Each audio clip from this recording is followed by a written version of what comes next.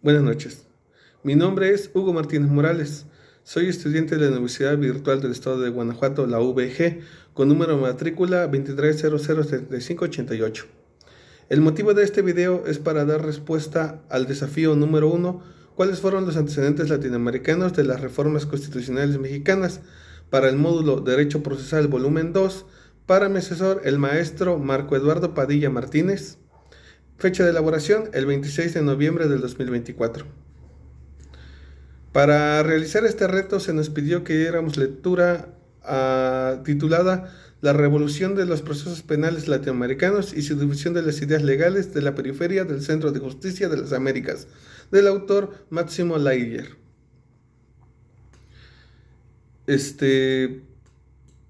Básicamente la lectura trata sobre cómo se fue que el sistema acusatorio que en la actualidad tenemos fue poco a poco reemplazando el sistema inquisitivo a lo largo de los países latinoamericanos.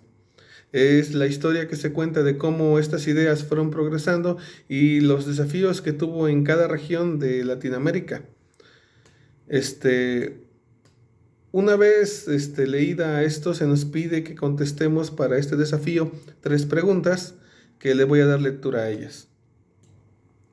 La primera pregunta dice: ¿a qué se refiere el autor cuando afirma que las reformas en materia de justicia penal se difundieron desde la periferia? El autor señala que las políticas y reformas de las leyes en América se pueden clasificar en 2 grupos.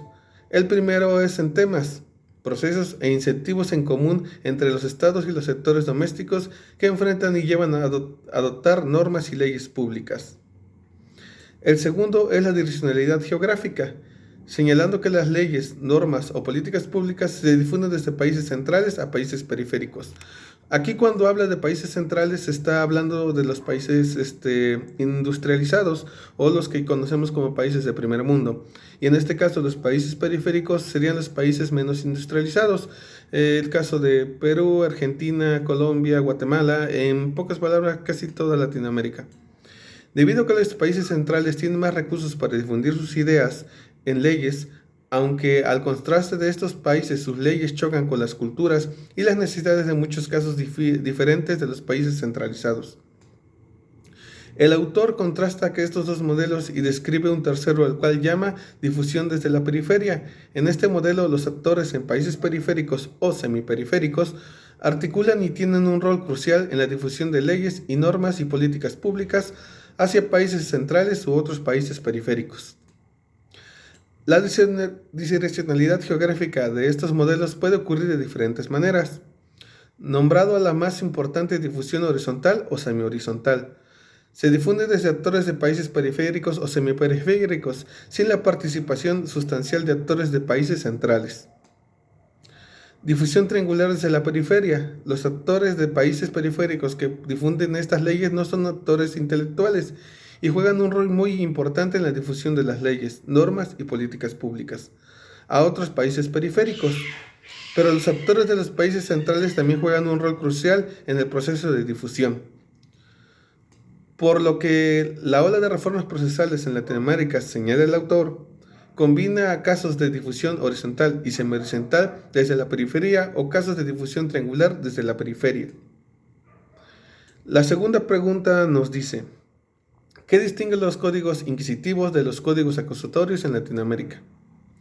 Existen diferencias muy marcadas en este tipo de códigos. Podemos señalar que los códigos inquisitivos se caracterizaron por la excesiva participación del juez, ya que es él el encargado de realizar la investigación preliminar, lo cual hacía que su juicio fuese muy parcializado, ya que no puede dar solución imparcial al ser un investigador o tener una relación en la investigación de los hechos. Además, en estos códigos los juicios eran escritos casi en su totalidad y las partes no tenían acceso a gran parte de la investigación. El imputado tenía muy pocas oportunidades de defensa y muchas veces ni siquiera sabía el por qué estaba siendo juzgado, aun cuando ya estaba encerrado en la llamada prisión preventiva, ni tampoco se contaba con un jurado. Podemos decir que el sistema acusatorio se basa en principios, donde se busca en la mayoría de la medida de lo posible el respeto de los derechos humanos. De esta manera hay cambios radicales en este sentido, como es la legalidad ante la ley, la no discriminación, el apego al debido proceso, el no poder juzgar a una persona por un crimen del cual ya fue juzgado, y en todo momento el acusado es inocente, presunción de inocencia, hasta que se demuestre lo contrario. Y en el caso de la prisión preventiva, esta solo se aplica para algunos casos específicos, y el juicio oral está siendo implementado en este tipo de juicios en varias de sus partes, aunque destaca que la parte escrita aún juega un valor muy importante en la resolución de los litigios del sistema acusatorio. Una de las características más importantes o de las diferencias más importantes es la valoración de la prueba. En los procesos del corte acusatorio, el juez valora la prueba conforme a su libre convicción. En cambio, en el sistema inquisitivo, es el legislador quien le indica al juez el valor de cada medio de prueba, haciendo así el sistema que se conoce como prueba tasada o legal. ¿Cómo influyeron los actores internacionales en las formas y expansión de la red de activistas y reformadores en América Latina? Durante los años 90, miembros de la red de trabajadores para la expansión mediante la organización de congresos y la creación de centros de apoyo e investigación, la generación de oportunidades laborales y la diseminación de las actividades de la red mediante publicaciones y conferencias. Al mismo tiempo, otras instituciones internacionales se sumaron al trabajo de la USAID, la Agencia de los Estados Unidos para el Desarrollo Internacional.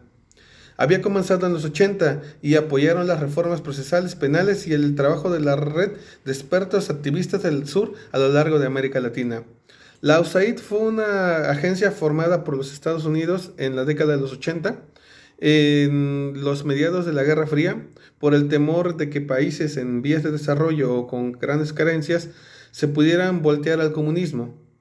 La misión del USAID era garantizar fomentar el crecimiento, pero más que nada establecer leyes que garantizaran el Estado de Derecho en estos países que estaban en vía de desarrollo y que la mayoría de ellos aún tenían procesos penales o códigos penales inquisitivos, ya que estos se habían copiado de la Inquisición de los juicios que hacía la Iglesia Católica.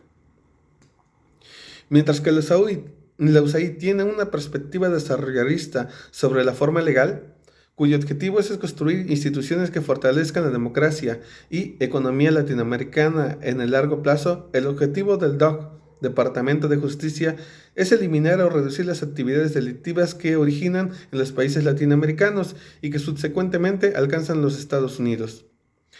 En todos los 14 países, la USAID y otros actores internacionales o miembros de la organización organizaron congresos, seminarios y programas de capacitación y sacaron publicaciones para aplicar a los líderes, miembros de las comunidades legales domésticas acerca de la necesidad de reemplazar los códigos inquisitivos con códigos más acusatorios en todos estos lugares.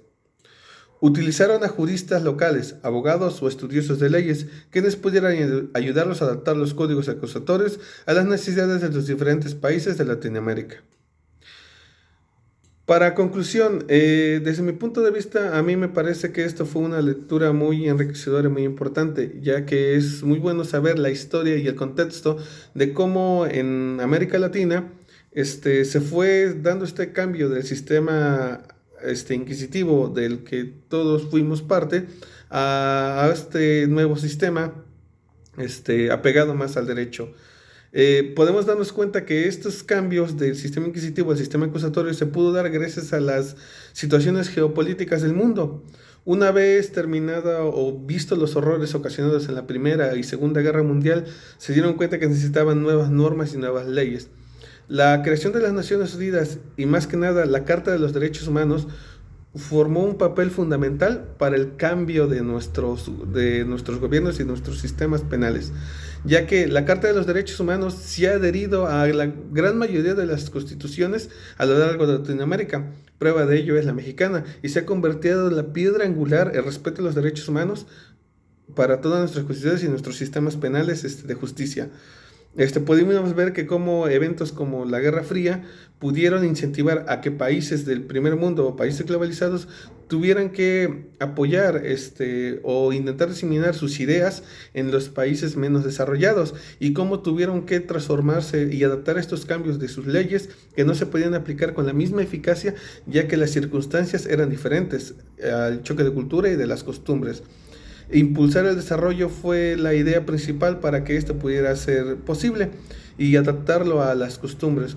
Como una reflexión, creo que es importante que todos conozcamos el sistema acusatorio, que es el que se está implementando y que más que nada garantiza el derecho no solo de la víctima, sino también del victimario, para que se haga más que nada justicia. Hoy en día se ha llevado muchas críticas a este nuevo sistema, ya que muchos creen o se dice que deja salir a los criminales o que está más a favor del delincuente, pero yo creo que a pesar de que ya se lleva realizando unos años, hay muchas veces que los diferentes órganos no lo saben aplicar correctamente a como se debería, y es por eso que se puede decir que hay estas fallas en el sistema. No es que el sistema falle, es que el aplicador del sistema es el que falla. Pero bueno, es bueno saber esta idea.